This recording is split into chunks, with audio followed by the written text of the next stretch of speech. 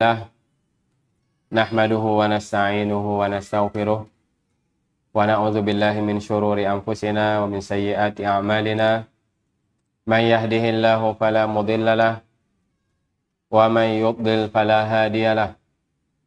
Ashhadu an la ilaha illallah wahdahu la syarikalah wa ashhadu anna Muhammadan abduhu wa rasuluh. Sallallahu alaihi wa ala alihi wa ashabihi wa man tabi'ahum bi ihsanin ila yaumiddin. Amma ba'd. Ma'asyiral muslimin, hadirin jamaah maghrib yang dirahmati oleh Allah Subhanahu wa taala.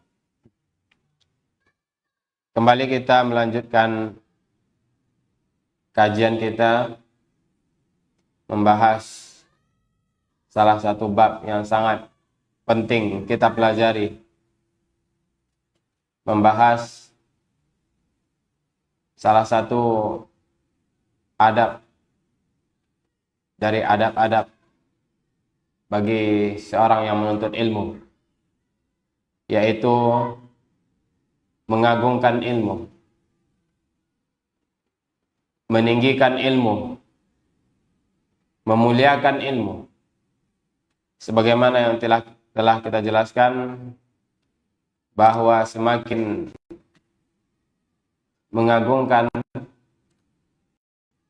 seseorang mengagungkan ilmu, maka semakin mudah dia mendapatkan ilmu. Sebaliknya, ya, ketika seseorang tidak mengagungkan dan meninggikan ilmu, maka dia tidak akan mendapatkan ilmu.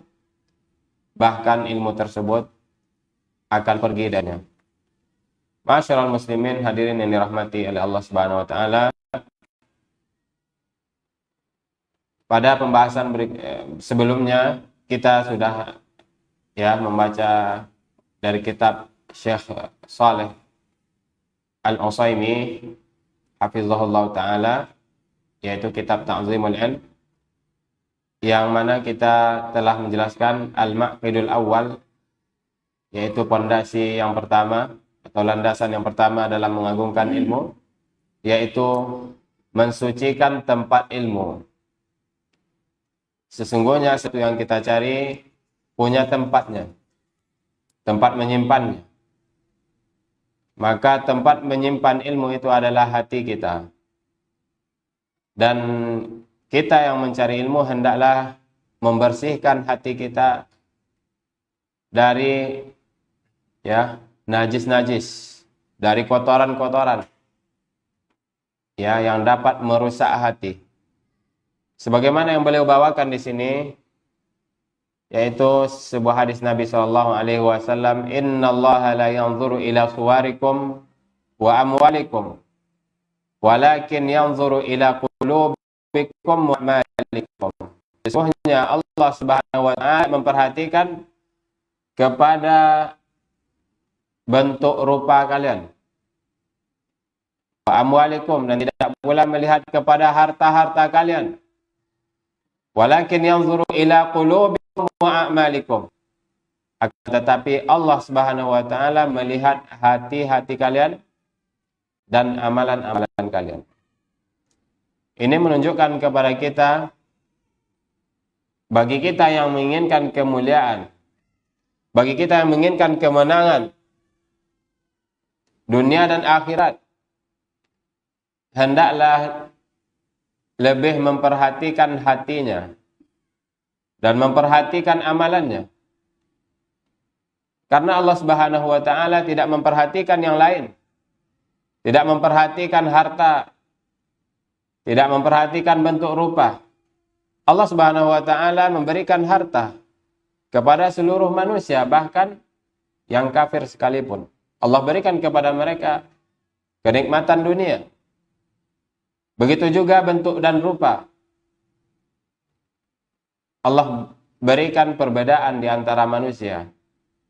Maka Allah Subhanahu wa taala tidak melihat hal tersebut.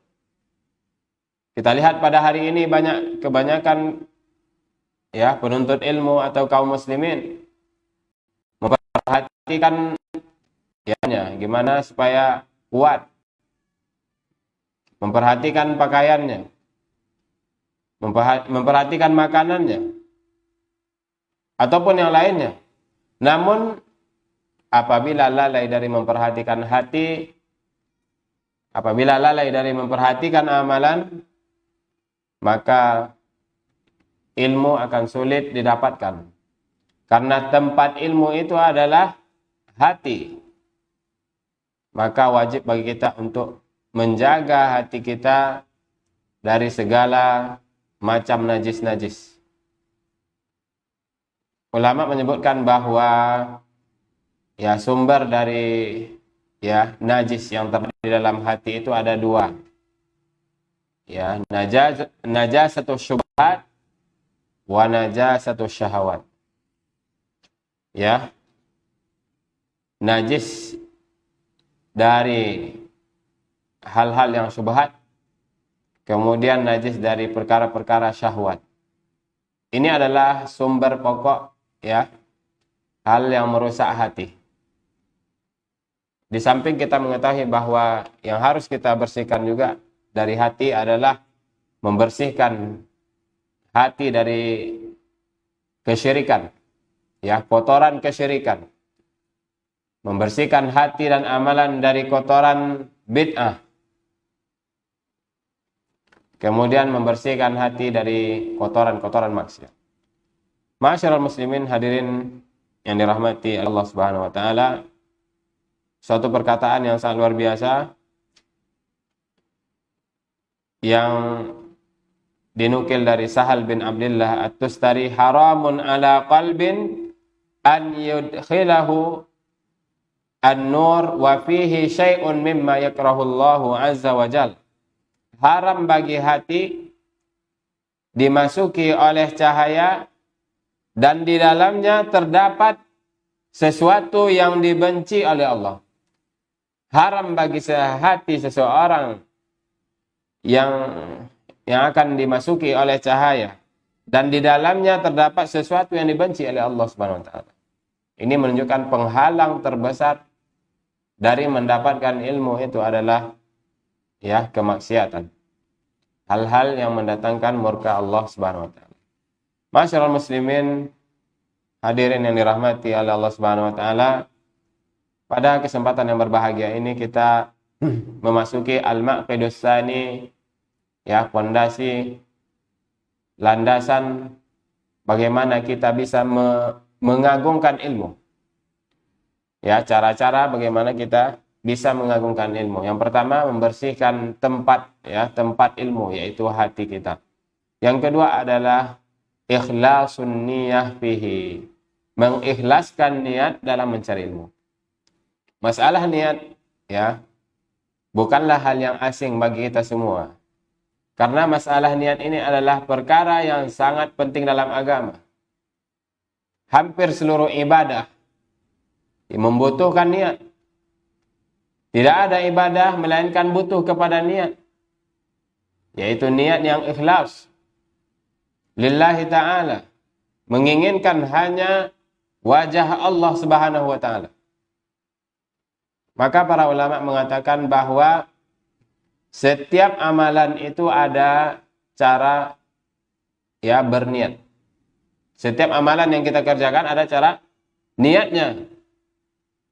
Kita sholat maghrib dengan niat tersendiri. Kita sholat isya dengan niat tersendiri. Ya, kita haji dengan niat tersendiri. Dan ibadah yang lainnya pasti berbeda. Kalau tidak berbeda maka tidak sah. Sama saja niat sholat, tanpa membedakan bahwa ternyata kita sholat maghrib atau kita sholat zuhur harus niat zuhur. Kita sholat asar harus niat asar. Kalau kita niat sholat saja maka tidak sah. Dan kita mengetahui bahwa niat itu tempatnya di hati. Ya, bukan sebagaimana yang kita tahu ya, sebagian orang mengamalkan ya at-talaffuzu bin niyah. At-talaffuzu bin niyah. Maksudnya ya, menurut para ulama bahwa niat itu cukup dengan hati karena dia memang amalan Yang dikerjakan oleh hati tidak perlu lagi dengan ucapan. Ma'asyiral muslimin hadirin yang dirahmati oleh Allah Subhanahu wa taala. Beliau mengatakan inna ikhlasal a'mali asasu qabuliha wa sullamu wusuliha. Sesungguhnya ikhlas dalam amalan merupakan dasar diterimanya amalan. Wa sullamu wusuliha, dan tangga untuk bisa sampai kepadanya. Ikhlas adalah asas, adalah dasar diterimanya amalan. Artinya amalan hanya akan diterima ketika ikhlas. Kalau tidak ikhlas, maka amalan tidak akan diterima oleh Allah Subhanahu wa taala.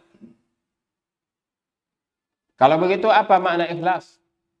Kita ingin mengetahui makna ikhlas sehingga amalan kita diterima oleh Allah Subhanahu wa taala.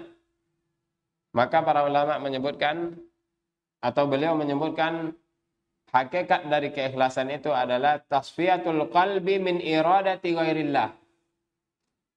Membersihkan hati, mensucikan hati dari menginginkan selain Allah Subhanahu wa taala.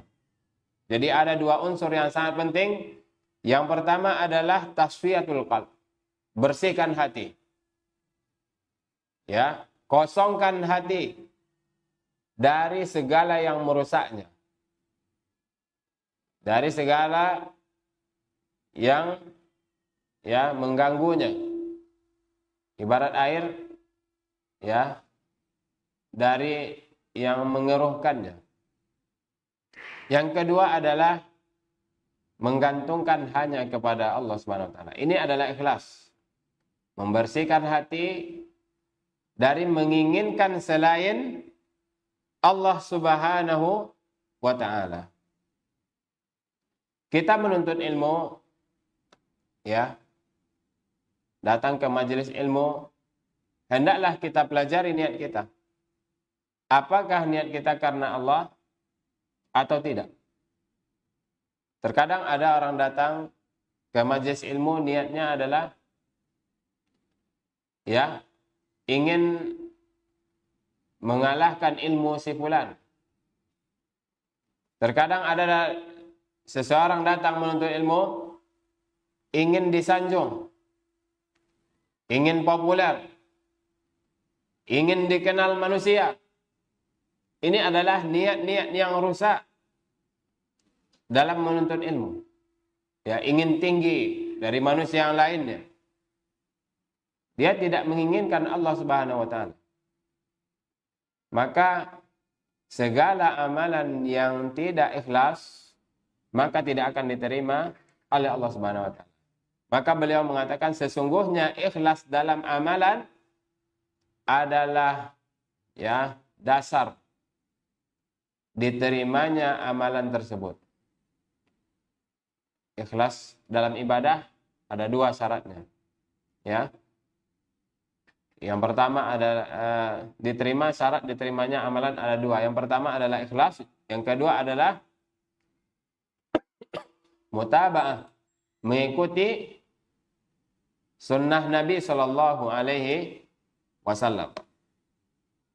Allah Subhanahu wa taala berfirman dalam Al-Qur'an, "Wa ma umiru illa liya'budullaha mukhlishina lahud-din hunafa." Padahal mereka, dan tidaklah mereka diperintahkan kecuali mereka beribadah kepada Allah mukhlishina lahud-din, ikhlas dalam beragama. Mukhlishina lahud-din, ikhlas dalam beragama. Ini adalah ayat yang menunjukkan kepada kita bahwa Allah Subhanahu wa taala memerintahkan kepada kita untuk ikhlas dalam setiap ibadah. Dalam beribadah kepada Allah Subhanahu wa taala. Dalam hadis yang diriwayatkan oleh Imam Al-Bukhari, Rasulullah sallallahu alaihi wasallam bersabda, "Al-a'malu binniyah wa likulli imri'in ma nawa." Atau dalam lafaz lain, "Innamal a'malu binniyah wa innama likulli imri'in ma nawa. Sesungguhnya amalan itu tergantung niat. Dan sesungguhnya setiap orang mendapatkan apa yang dia dapatkan. Ya, amalan yang dilakukan oleh seorang hamba, patokannya adalah niat. Alat ukurnya adalah niat. Amalan batin diukur dengan niat. Amalan zahir diukur dengan mutaba'atur rasul. Wa innama likulli imri'in ma nawa. Setiap orang mendapatkan apa yang dia niatkan. Juga barometer atau patokan banyaknya pahala yang didapatkan oleh seorang hamba juga niat. Jadi ada dua. Sah atau tidaknya amalan diukur dengan niat. Kemudian banyaknya pahala atau hilangnya pahala juga diukur dengan niat. Ini adalah hadis yang sangat mulia, bahkan ya adalah hadis yang disebut ya sulusul Islam, sepertiganya Islam. Imam Syafi'i mengatakan yadkhulu hadzal hadis fi 70 baban min al-fiqh. Hadis ini, satu hadis ini saja masuk ke 70 bab fikih. Menunjukkan betapa luasnya cakupan hadis innamal a'malu binniyat. Ma'asyiral muslimin hadirin yang dirahmati oleh Allah Subhanahu wa taala, dalam menuntut ilmu ya semua cara yang kita lakukan dalam menuntut ilmu, baik itu ya talaqi, bertemu langsung dengan guru, baik itu menghafal, baik itu membaca, mentelaah, apapun cara yang kita lakukan, yang telah dilakukan oleh ulama-ulama terdahulu dalam menimba ilmu, semuanya tergantung niat. Kalau mau diterima, ya menjadi pahala, maka semua cara tersebut haruslah kita lakukan dengan niat yang ikhlas kepada Allah Subhanahu wa taala. Kita menghafal satu ayat harus ikhlas. Kita membaca satu halaman buku-buku ilmu harus ikhlas lillahi ta'ala. Kita mendengarkan kajian harus ikhlas karena Allah Subhanahu wa taala. Kita datang di sini bukan karena manusia. Bukan karena ingin terkenal. Bukan karena kita ingin disanjung oleh manusia yang lainnya. Harus hanya lillahi ta'ala. Kalau tidak, maka Allah Subhanahu wa taala tidak akan menerima amalan kita. Betapa banyak ya orang yang ikhlas dimudahkan oleh Allah dalam menuntut ilmu. Kita melihat sebagian manusia tentu memiliki kelebihan yang berbeda-beda. Ada manusia yang kuat hafalannya, kuat ingatannya, cepat menghafal, banyak hafalannya. Tapi ketika dia tidak ikhlas, ilmunya bukan malah makin bertambah, makin berkurang, makin mundur. Karena dia ya menginginkan dunia. Tapi ketika ikhlas, ya, ketika seseorang ikhlas, lama-kelamaan Allah Subhanahu wa taala akan melihatkan kepadanya ya manfaat-manfaat dari keikhlasannya. Maka kita lihat sampai sekarang para ulama, buku-buku para ulama itu adalah ya tanda-tanda keikhlasan. Tanda-tanda keikhlasan para ulama. Imam An-Nawawi rahimahullahu taala, bagaimana dia menuntut ilmu. Bukunya sampai sekarang dimanfaatkan di mana-mana. Di mana-mana dimanfaatkan. Di setiap sekolah pesantren pasti ada buku yang dipelajari, buku Imam An-Nawawi. Di setiap masjid kebanyakan dipelajari kitab-kitab Imam An-Nawawi. Ini adalah tanda-tanda keikhlasan. Jadi sebenarnya Allah Subhanahu wa taala tidak melihat seberapa besar kekuatan kita dalam menghafal, dalam memahami, dalam mempelajari. Yang paling penting adalah bagaimana kita ikhlas Sehingga Allah Subhanahu wa taala ya akan memperlihatkan kepada kita atau kepada orang lain tentang keikhlasan kita. Kita lihat ya, salah seorang ulama Syekh Abdurrahman As-Sa'di atau As-Sa'di rahimahullah taala, betapa banyak ya buku-buku beliau sangat bermanfaat. Ya dicetak sampai ya mungkin ratusan ribu buku, tafsirnya yang sangat luar biasa. Kemudian juga ya diantara mungkin keberkahan ilmunya banyak murid-muridnya. Termasuk ya Syekh Muhammad bin Shalih Al-Utsaimin rahimahullah taala adalah murid Syekh As-Sa'di. Abdurrahman As-Sa'di rahimahullah taala. Ya, bisa saja ini adalah tanda-tanda keikhlasan yang memberikan keberkahan. Karena keikhlasan itu akan mendatangkan keberkahan. Ya, baik kepada diri kita ataupun keberkahan yang dirasakan oleh orang lain. Ma'asyiral muslimin, hadirin yang dirahmati oleh Allah Subhanahu wa taala. Beliau menyebutkan di sini wa ma sabaqa man sabaqa wala wasala man wasala minas salafis salihin illa bil ikhlas lillahi rabbil alamin. Tidaklah sampai dahulu orang-orang yang telah mendahului ya dari kalangan salafus saleh kecuali karena ikhlasnya kepada Allah. Maksudnya para ulama terdahulu, para salafus saleh, mereka sampai kepada ilmu yang sangat tinggi itu karena keikhlasan. Banyaknya ilmu mereka itu karena keikhlasan yang mereka miliki, bukan karena yang lain. Yang pertama sekali karena ikhlas. Takutnya mereka kepada Allah juga karena keikhlasan mereka. Maka kita lihat para ulama ya yang sampai hari ini kita manfaatkan buku-bukunya. Imam Syafi'i, ya Imam Al-Bukhari, Imam Muslim, dan para imam yang lainnya. Kenapa mereka sampai seperti darjat yang sangat luar biasa? Tidak ada nama Imam Al-Bukhari, Imam Syafi'i, dan imam-imam yang lainnya setelah disebutkan, kecuali kita juga mendoakannya. Rahimahumullahu ta'ala. Kita doakan. Ini karena sebab keikhlasan. Ini penjelasan Syekh Shalih Al-Utsaimin bahwa sebab seseorang sampai kepada darjat yang tinggi dalam ilmu karena sebab keikhlasan. Bukan karena sebab kepintaran. Ya, bukan karena sebab yang lain. Yang pertama sekali itu adalah ikhlas lillahi ta'ala.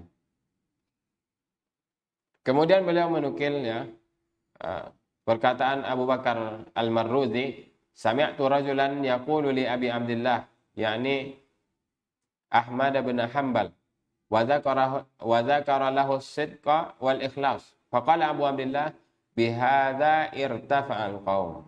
Ini juga beliau menyebutkan satu syahid, satu dalil ya dari Imam Ahmad ketika disebutkan kepadanya tentang kejujuran dan keikhlasan, maka beliau mengatakan, Imam Ahmad mengatakan, bihadza irtafa'al qaum.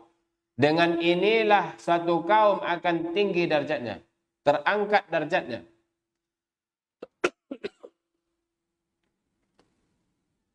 Kemudian beliau mengatakan, wa innama yanalul mar'ul ilma ala qadri ikhlasihi. Sesungguhnya setiap orang akan mendapatkan ilmu sesuai dengan kadar keikhlasannya. Seseorang mendapatkan ilmu sesuai dengan kadar keikhlasannya. Maka semakin ikhlas seseorang dalam mencari ilmu, maka sebesar itu pula dia akan mendapatkan ilmu.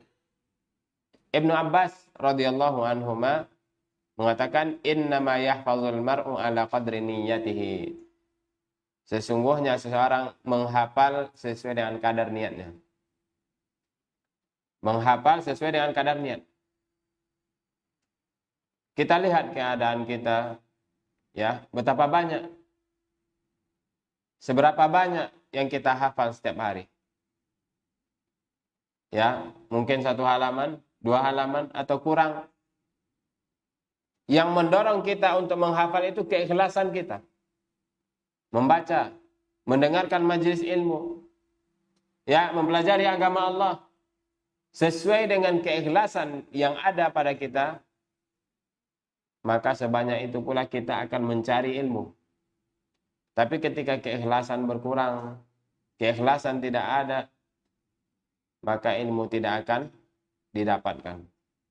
Ma'asyiral muslimin, hadirin yang dirahmati Allah Subhanahu wa taala, ikhlasu fil ilm yaqumu ala arba'ati usul. Ikhlas dalam ilmu tegak, ya, pada 4 pondasi, 4 landasan, 4 hal pokok, ya, yang membuat kita menjadi ikhlas dalam menuntut ilmu. Barang siapa yang melakukan 4 hal ini, berarti dia sudah ikhlas dalam menuntut ilmu. Ini adalah sesuatu yang sangat penting yang kita pahami. Bagaimana ikhlas dalam menuntut ilmu? Bagaimana cara ikhlas dalam menuntut ilmu? Yang pertama adalah raf'ul jahli an nafsihi. Mengangkat kebodohan dari dirinya. Artinya setiap orang yang menuntut ilmu harus berniat mengangkat kebodohan dari dirinya. Tadi kita katakan di awal bahwa setiap amalan itu ada cara niatnya. Ibadah-ibadah sudah ada tata cara niatnya yang berbeda-beda. Begitu juga dalam ilmu. Bagaimana cara meniatkan kita ikhlas dalam menuntut ilmu? Yang pertama adalah harus kita niatkan mengangkatkan kebodohan dari diri kita. Bita'rifiha ma'alaiha minal ubudiyah. Ya, mengenalkan kepada diri kita ini ya ibadah-ibadah kepada Allah. Wa iqafiha ala maqasidi al-amri wan nahi. Dan menunjukkan, ya, kepadanya maksud dan tujuan dari perintah dan larangan Allah Subhanahu wa taala. Ini maksudnya adalah bahwa jika kita ingin ikhlas dalam menuntut ilmu, niatkan kita sedang mengangkatkan kebodohan dari diri kita. Artinya kita mempelajari ilmu adalah agar kita mendapatkan petunjuk, agar kita mengenal Allah Subhanahu wa taala. Ya. Mengenal jalan yang mendekatkan diri kepada Allah. Maka ketika kita belajar, umpamanya, ya, tentang nama-nama Allah Subhanahu wa taala, sifat-sifat Allah Subhanahu wa taala, kita sedang, ya, berusaha untuk bisa takut kepada Allah.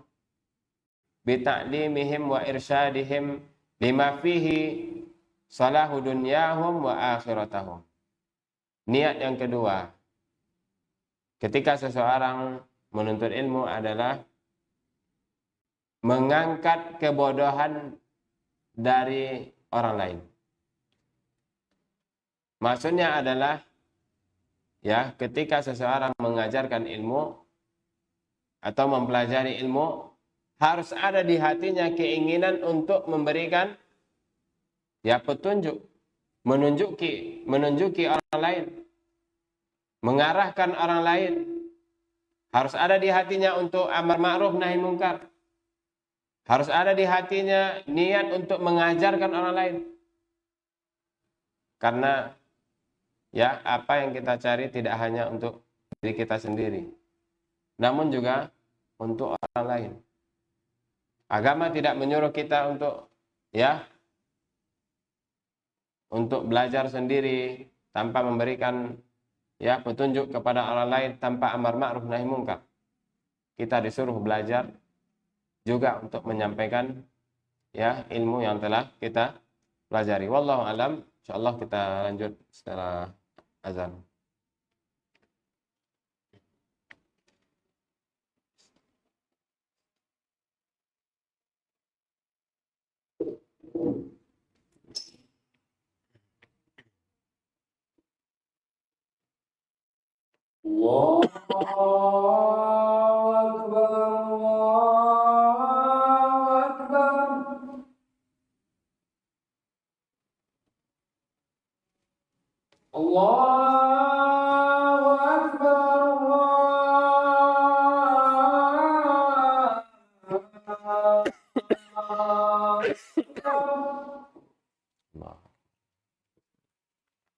أشهد أن لا إله إلا الله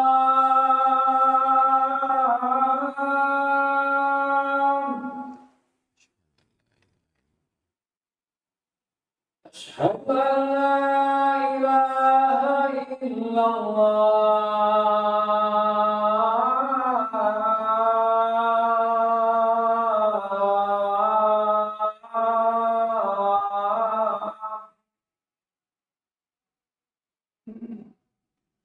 أشهد أن محمدا رسول الله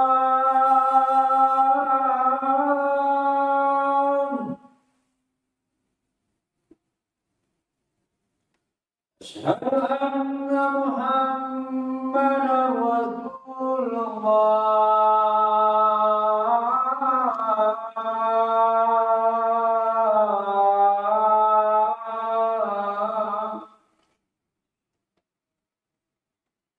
حي على الصلاة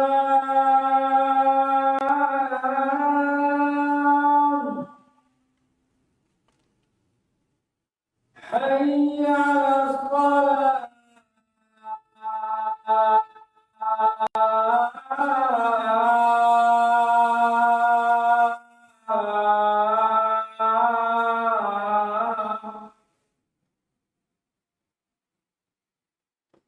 حي على الفلاح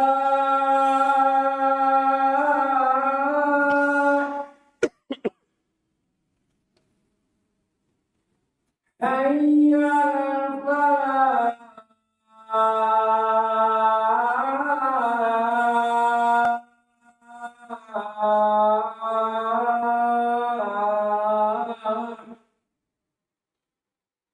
الله أكبر الله أكبر لا إله إلا الله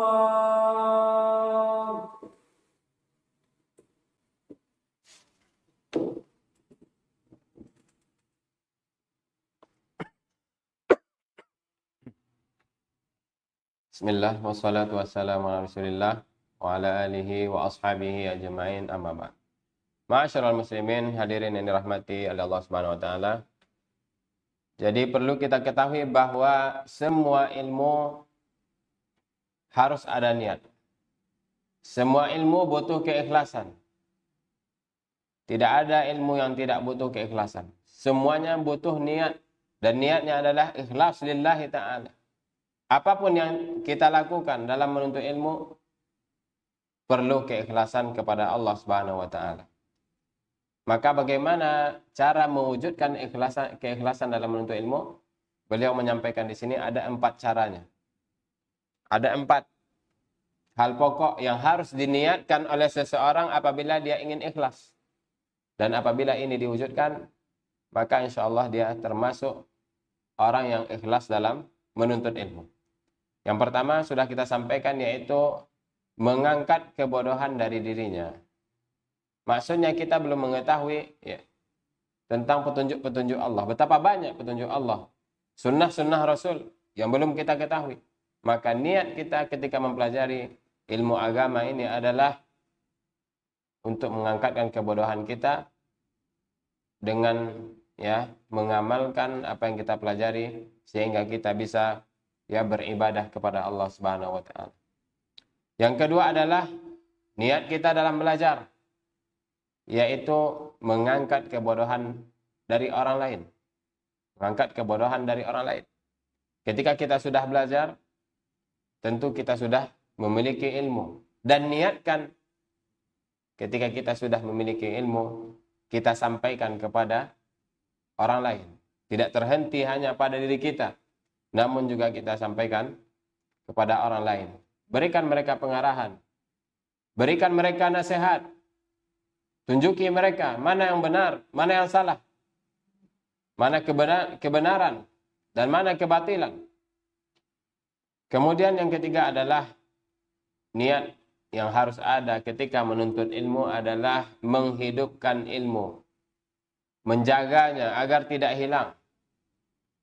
Menghidupkan ilmu atau menjaga ilmu agar tidak hilang. Pamannya ketika kita hidupkan majelis ilmu di masjid kita, di kampung kita, di desa kita, maka ini salah satu niat yang baik. Kita pelajari ilmu di tempat kita masing-masing. Walaupun ya tidak banyak penuntut ilmu, namun ketika kita menghidupkan itu adalah salah satu niat yang baik. Menghidupkan ilmu dimanapun kita berada. Di masjid, di sekolah, di semua tempat. Kita hidupkan ilmu agar ilmu tidak hilang. Karena apabila ilmu hilang, orang akan mengamalkan amalan ya yang tidak sesuai dengan syariat Allah Subhanahu wa taala. Maka ini adalah niat yang sangat penting. Ketika kita belajar, walaupun mungkin yang ikut belajar tidak banyak, sedikit, maka niat yang harus kita tanamkan adalah niatnya menghidupkan ilmu. Mungkin suatu saat ada orang yang melihat kita dan lebih banyak lagi majlis yang hadir. Kemudian yang keempat adalah ini yang paling penting, yaitu al-amalu bil ilm. Meniatkan untuk mengamalkan ilmu. Maka seseorang yang hadir di majlis ilmu, niat yang harus ada di hatinya adalah untuk beramal, bukan untuk pamer, bukan ya untuk melihatkan kehebatan kepada orang lain, bukan untuk terkenal. Ilmu banyak bukan untuk terkenal. Ilmu yang kita pelajari walaupun sedikit gunanya untuk kita amalkan. Maka setiap kali kita datang ke majlis ilmu, niatkan ana ingin mengamalkan perintah Allah. Perintah Allah yang belum dikerjakan sangat banyak. Sunnah Rasulullah yang belum dikerjakan sangat banyak. Maka ketika hadir di majlis ilmu, kita berusaha mencari perintah Allah, mencari sunnah-sunnah Rasulullah SAW. Gunanya adalah untuk diamalkan. Kita ulangi kembali, ada empat cara mewujudkan ikhlasan ketika menuntut ilmu. Yang pertama adalah mengangkat kebodohan dari diri kita. Maksudnya ketika kita mengetahui sesuatu, berarti kita mengarahkan diri kita ini supaya tahu jalan menuju Allah Subhanahu wa taala. Yang kedua adalah mengangkat kebodohan dari orang lain. Mengangkat kebodohan dari orang lain. Apabila kita mempelajari sesuatu, niatkan juga orang lain yang belum tahu dari ilmu yang kita pelajari. Betapa banyak hari ini orang yang tidak tahu aturan Allah, syariat Allah Subhanahu wa taala. Maka niatkan juga ilmu ini bisa dimanfaatkan oleh orang lain. Kemudian ketika kita menuntut ilmu, hendaklah kita berniat menghidupkan ilmu.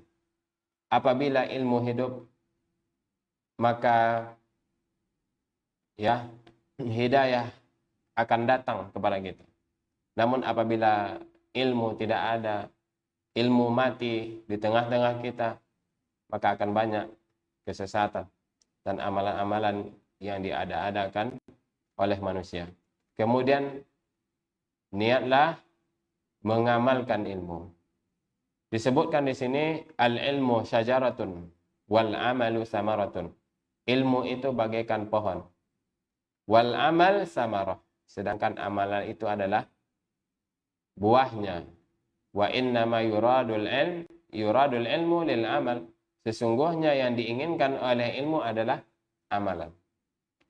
Kita kalau menanam pohon, ya yang kita inginkan adalah buahnya.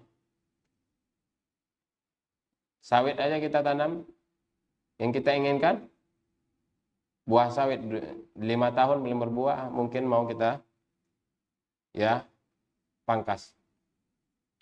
10 tahun nggak berbuah, mungkin beberapa tahun saja tidak berbuah, dan kita pangkas. Atau buah-buahan yang kita tanam, dah lama kelamaan akhirnya kita buang. Maka sebenarnya ketika kita menanam, kita menginginkan hasilnya. Begitu juga yang diinginkan dalam belajar adalah mengamalkan apa yang dipelajari. Boleh mengatakan, laqad kana salaf rahimahumullah yakhafuna fawatal ikhlas fi talabihim al-an. Wa yatawarra'una min di'aihi la annahum lam yuhaqqiquhu fi qulubihim. Di antara sifat salafus saleh, ya keadaan dan kondisi salafus saleh, mereka takut kehilangan ikhlas. Kehilangan ikhlas. Ketakutan mereka ketika mereka tidak ikhlas. Ketika mereka tidak membawa keikhlasan dalam menuntut ilmu. Maka mereka pun tidak ada yang mengaku-ngaku, saya sudah ikhlas. Ikhlas saya sudah mantap. Alhamdulillah tidak ada riya di hati saya. Tidak ada sum'ah. Tidak ada sombong. Kaum salaf enggak pernah mengaku-ngaku bahwa dirinya sudah suci.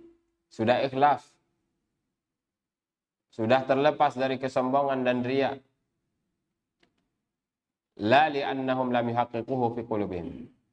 Ya otomatis bukan karena mereka belum berusaha untuk mewujudkan dalam hati mereka. Mereka adalah orang-orang yang terbaik, generasi-generasi terbaik.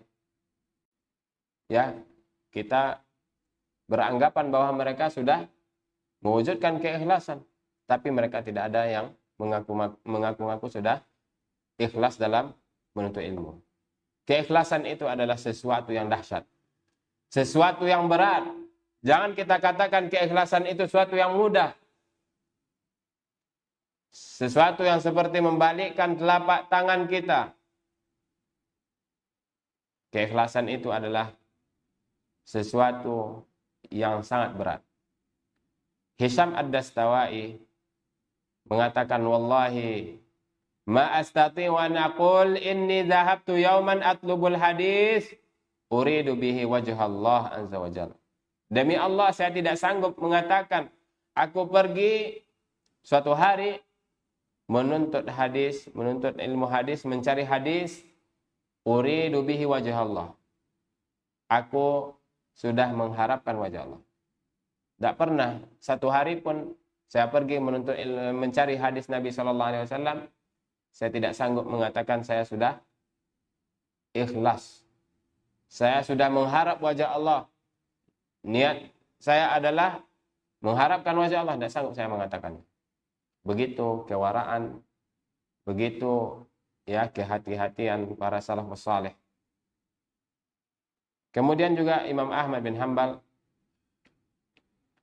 ketika ditanya, hal talabtal ilm lillah, apakah engkau menuntut ilmu karena Allah? Faqala lillahi aziz. Ya mungkin maknanya demi Allah ini berat. Walakinnahu syai'un hubbiba ilayya fatalabtuhu. Akan tetapi ilmu itu adalah sesuatu yang dicintakan kepada saya, maka aku pun mencarinya. Ini Imam Ahmad yang mengatakan ini adalah sesuatu yang berat. Ikhlas itu bukanlah sesuatu yang mudah. Seorang yang menuntut ilmu, yang belajar, butuh niat keikhlasan setiap waktunya. Pamannya majlis berulang kali. Majlis hari ini ada, besok ada, besok ada. Maka setiap harinya butuh keikhlasan. Bahkan disebutkan setiap hadis yang kita pelajari butuh keikhlasan. Setiap pelajaran yang kita pelajari butuh keikhlasan. Keikhlasan itu bukan sekali saja. Akan tapi setiap amalan butuh keikhlasan. Butuh niat. Satu hadis butuh niat. 2 hadis butuh niat. 3 hadis butuh niat. Karena bisa saja hadis yang pertama mungkin ikhlas. Hadis yang kedua keikhlasan hilang. Hadis yang ketiga keikhlasan hilang. Atau hadis yang berikutnya, ikhlas. Keikhlasan itu butuh kita kembalikan. Harus kita kembalikan. Karena di antara sifatnya hati itu adalah berbolak-balik. Begitu juga niat. Karena niat itu tempatnya di hati dan hati itu sifatnya berbolak-balik. Maka niat pun ikut berbolak-balik. Dan niat kita belum tentu selamanya adalah ikhlas. Hari ini kita belajar, mungkin ikhlas. Besok, belum tentu ikhlas. Maka setiap waktu kita harus menjaga keikhlasan. Mengikat keikhlasan. Mengembalikan keikhlasan kita. Maka harus selalu cek hati kita. Selalu cek, selalu periksa. Imam Sufyan As-Sawri mengatakan, ma'alatu syai'an asyadda alayya min niyati li'annaha tataqallabu alayya.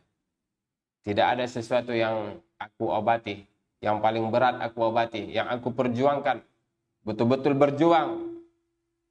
Ya, asyadda alayya yang lebih berat daripada niat. Daripada niatku. Li'annaha tataqallabu alayya.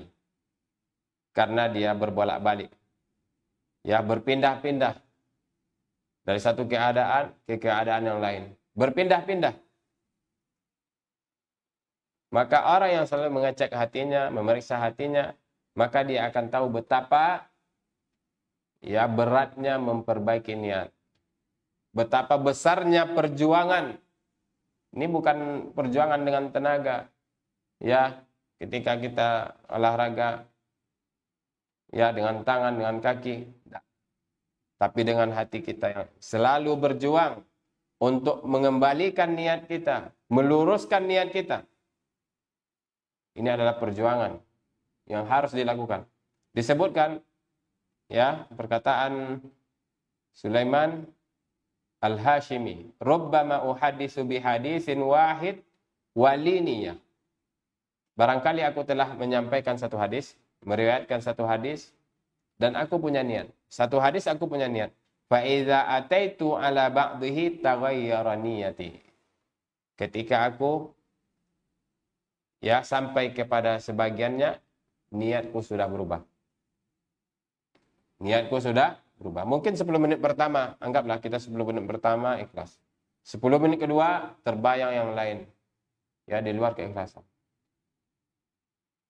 Ini menyampaikan, meriwayatkan satu hadis, aku punya niat. Berusaha mengikhlaskan niat. Sampai kepada